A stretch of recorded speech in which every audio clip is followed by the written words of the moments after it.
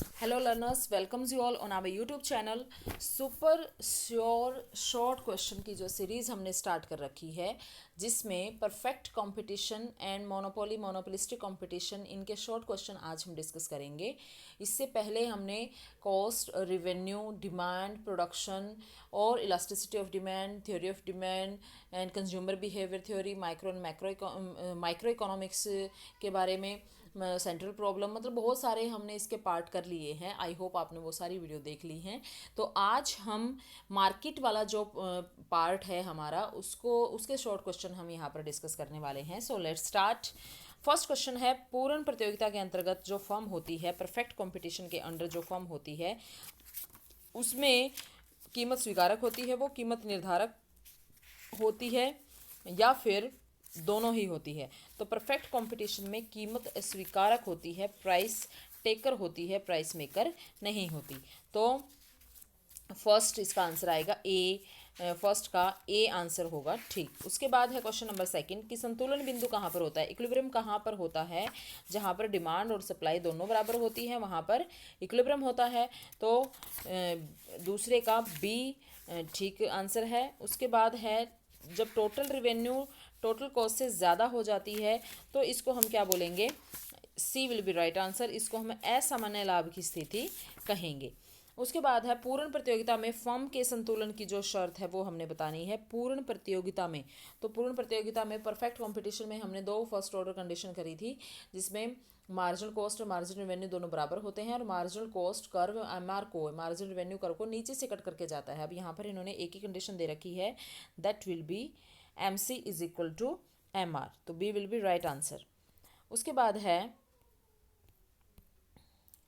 5, सम विच्छेद बिंदु, यानी कि ब्रेक इवन पॉइंट कौन सा होता है। ब्रेक जहाँ पर total revenue and total cost बराबर होते हैं वो ब्रेक इवन पॉइंट होता है। ए विल बी राइट आंसर।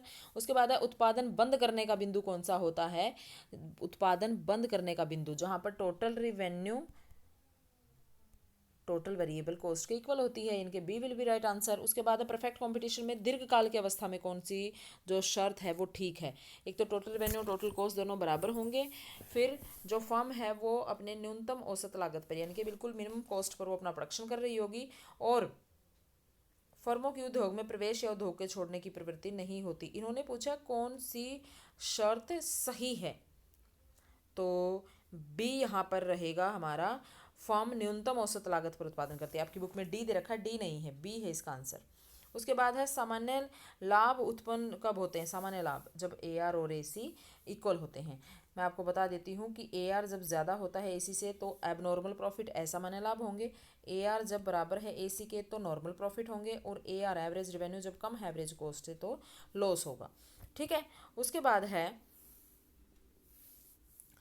जो क्वेश्चन नंबर 9, समविच्छेद बिंदु पर फर्म की जो लाभ और हानि की स्थिति कैसी होती है। फर्म की जो लाभ और हानि की स्थिति, नो लॉस नो प्रॉफिट होता है, जीरो होती है।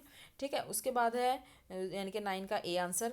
अब एक व्यक्ति या फर्म कोई भी अधिकतम उद्देश्य प्राप्त करने के लिए वस्तु और सेवाओं की बिक्री करती है, गुड्स एंड सर्विस को बेचता है, तो उसको उनका उत्पादन करता है, उसको क्या बोलते हैं, कौन करता है उत्पादन, उत्पादक करता है ऑब्वियसली।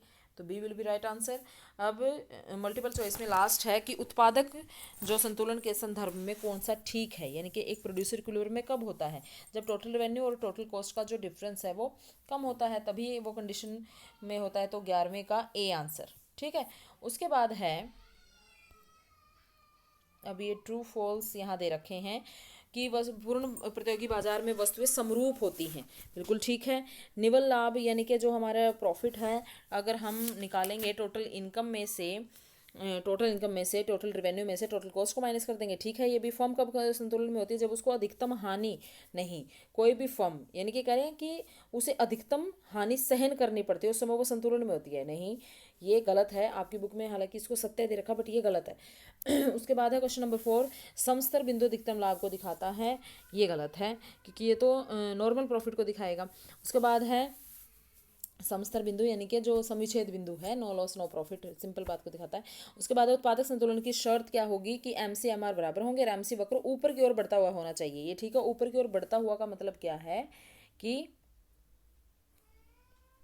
ये एम आर ए आर, ये एम आर ए आर हो गई, और ये एम सी, यानी कि जो इसको नीचे से कट करके जाए। अब नीचे से कट तो ये एम सी का ऊपर बढ़ता हुआ पोर्शन ही कर रहा है ना, तो ये बात ठीक है। अब अल्पकाल में उत्पादन को हानि नहीं हो सकती, बट हमने पढ़ा था शॉर्ट टर्म इक्विलिब्रियम में परफेक्ट कंपटीशन में तीनों चीज़ें पॉसिबल हैं, abnormal profit, normal profit and loss. तो ये कह रहा नहीं हो सकती, तो असत्य है ये। उत्पादन कम करने का बिंदु जहाँ पर प्राइस किसके इक्वल होता है, एबीसी के, ये ठीक है। फर्म का दीर्घकालीन संतुलन उसका न्यूनतम उत्पादन होता है, ये गलत है, क्योंकि दीर्घकालीन संतुलन उसकी न्यूनतम कॉस्ट होती है, उत्पादन नहीं। सामान्य लाभ कब प्राप्त होते हैं उसको, जब उसकी कीमत और उसकी औसत लागत के बराबर होती है, ये ठीक है। निजी फर्म अधिकतम लाभ कमाना चाहती है, ठीक है। पूर्ण बाजार में विक्रय लागतों का महत्व नहीं होता, सेलिंग कॉस्ट की कोई वैल्यू नहीं है परफेक्ट कंपटीशन में, ये भी ठीक है। पूर्ण प्रतियोगिता बाजार में कीमत स्वीकारक नहीं होता, विक्रेता कीमत स्वीकारक नहीं होता। पूर्ण बाजार में विक्रेता कीमत स्वीकारक ही तो होता है, उसको जो उद्योग ने डिसाइड कर दिया वही होता है, प्राइस मेकर तो नहीं होता ना। प्राइस मेकर है खुद बनाने वाला, ये तो प्राइस टेकर होता है। यहाँ इन्होंने सत्य दे रखा है, हालांकि ये असत्य आएगा। कुछ कुछ आपकी बुक में मिसप्रिंट है। उसके बाद पूर्ण प्रतियोगी बाजार में विज्ञापन लागतें ज़्यादा महत्वपूर्ण है, ये गलत है। शुद्ध प्रतियोगिता और पूर्ण प्रतियोगिता दोनों एक जैसे शब्द हैं, लेकिन ये एक जैसे शब्द नहीं हैं, इनमें डिफरेंस है। पूर्ण प्रतियोगिता में सदैव कीमत सीमांत लागत के बराबर होती है, ये ठीक है। प्राइस वहाँ पर कॉस्ट के इक्वल ही होता, ज़्यादा प्राइस नहीं होता।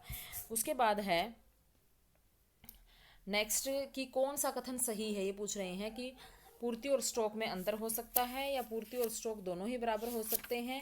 जो आपका परफेक्ट कंपटीशन में सप्लाई वाला जो कंसेप्ट है वो यहाँ पर मैं आपको बताऊंगी कि इससे पहले अपनी अगर मार्केट वाली हमारी जो सीरीज़ है उसमें मैंने परफेक्ट कंपटीशन का बिल्कुल अच्छे से सारा चैप्टर समझाया हुआ है, और वहाँ पर आपको ये रिलेशनशिप वगैरह भी सारी बताएंगे, और परफेक्ट कंपटीशन में सप्लाई कर्व होता है तो वो कौन सा होता है, ये सब। तो यहाँ पर ये कह रहे हैं कि कौन सा कथन सही है, पूर्ति और स्टॉक में अंतर होता है, या फिर दोनों बराबर होते हैं, या फिर जो बिकने के लिए जाती है वही स्टॉक है, या फिर पूर्ण सरकार जो पूर्ति है वो सरकार की टैक्स पॉलिसी पर डिपेंड नहीं करती। तो ठीक बताना है इसमें। तो पूर्ति और स्टॉक में अंतर होता है, ये ठीक है, क्योंकि सप्लाई और स्टॉक इन दोनों में डिफरेंस होता है। उसके बाद जब एक प्रतियोगी वस्तु की जो कीमत है, इसकी कीमत गिरती है तो वस्तु की पूर्ति में क्या होगा, जब कीमत गिरती है तो क्या होता है, प्राइस कम होगा, तो जो सप्लाई है वो भी क्या होगी, कम होती है। उसके बाद है पूर्ति वक्र व्यक्त करती कीमत और आपूर्ति की मात्रा को, कीमत और आपूर्ति की मात्रा, यानी कि प्रत्यक्ष रूप से संबंध होगा, अभी बताया था मैंने, प्राइस बढ़ेगा सप्लाई भी बढ़ेगी, प्राइस कम होगा तो सप्लाई भी कम होगी। पूर्ति वक्र खड़ी हुई सरल रेखा है, तो इसका जो मतलब है वो क्या होगा, पूर्ण बेलोचदार पूर्ति होगा, बी आंसर होगा। ठीक है। अब ये बिल्कुल वस्तु कीमत में 15% और कीमत बढ़ने से पूर्ति हमारी इतनी घट जाती है, तो पूर्ति की लोच क्या होगी, ये क्वेश्चन है हमारे। और इसमें फॉर्मूला हमारा क्या होता है कि जैसे हम डिमांड वाले चैप्टर में करते थे, फॉर्मूला हमारा क्या होगा, percentage change in price and percentage change in quantity supply. तो इस तरीके से हम वैल्यू पुट कर देंगे, या फिर P upon Q into delta Q upon delta P, ये आगे कोई माइनस का साइन नहीं होगा, डिमांड वाले में माइनस का साइन होता है, तो ऐसे इस तरीके से पुट कर देंगे। आंसर निकाल के देखना है इसका, कौन सा पूर्ति की कमी का कारण है, पूर्ति की कमी कब होती है, जब अदर फैक्टर की वजह से चेंज आता है, तो 7th का इसमें सी आएगा, उत्पादन कर्व में वृद्धि होगी। आपूर्ति वक्र कैसा होता है, ऊपर की ओर बढ़ता हुआ होता है, और 8वें का हमारा क्या आएगा, डी आएगा। उसके बाद है 9, ये कह रहे हैं कि कौन सा किस लोच कर्व को दिखा रहा है, आपूर्ति वक्र लोच को दिखा रहा है, कौन सा कर्व है जो इलास्टिसिटी ऑफ सप्लाई को दिखा रहा है यहाँ पर, तो सारे ही दिखा रहे हैं, ठीक है ना, सारे ही इलास्टिसिटी ऑफ सप्लाई को दिखा रहे हैं।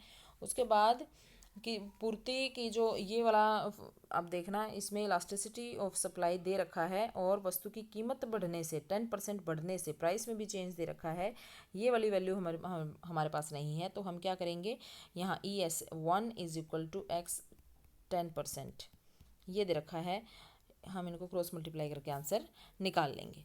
ठीक है। उसके बाद है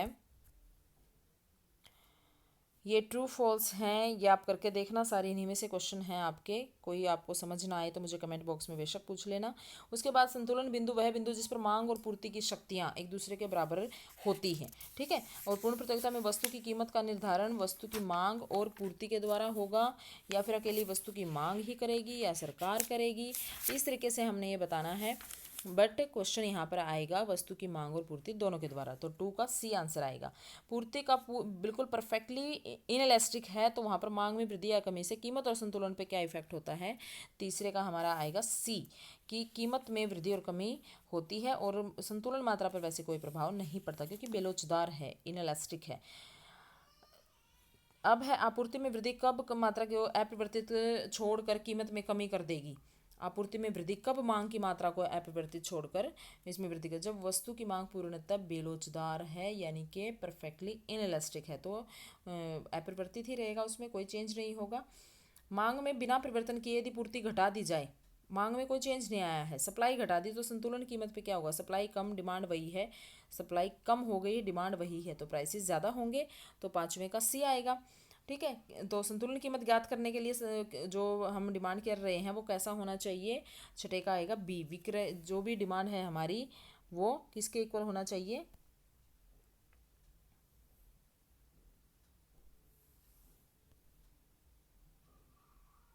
ये डिमांड हमारी पूर्ति के इक्वल होनी चाहिए। डिमांड और जब सप्लाई दोनों बराबर होते हैं तो ही इक्विलिब्रियम प्राइस होता है। उसके बाद है समय की अवधि, यानी कि जब पूर्णतः पूरी तरह से समायोजन हो जाता है, परफेक्टली लॉन्ग रन होता है, जब पूरी तरह से इलास्टिसिटी होती है, जितनी डिमांड उतनी ही सप्लाई आ जाती है। और जो हमारी पेरिशेबल गुड है, नाशवान वस्तुएं हैं, उनके लिए सप्लाई कर्व हमारा कैसा होता है, ये वाई एक्सिस के बराबर। और कब होगा, जब बिल्कुल अति अल्पकाल टाइम पीरियड होगा, है ना, कम, बहुत कम समय है। ठीक, तो इस तरीके से एक्स वस्तु स्थानापन्न वस्तु है, वाई की कीमत में वृद्धि होती है, तो वस्तु एक्स के संतुलन कीमत पर क्या प्रभाव पड़ेगा, इसका ए आंसर आएगा। और 10th, जब मांग में परिवर्तन पूर्ति को पूरी तरह से चेंज कर लेता है, तो वो हमारा आएगा दीर्घकाल, लॉन्ग है। बाजार कीमत का निर्धारण कब होता है, अति अल्पकाल में। आई होप आपको ये वीडियो बहुत पसंद आई है। Please like and share this video. Thank you very much.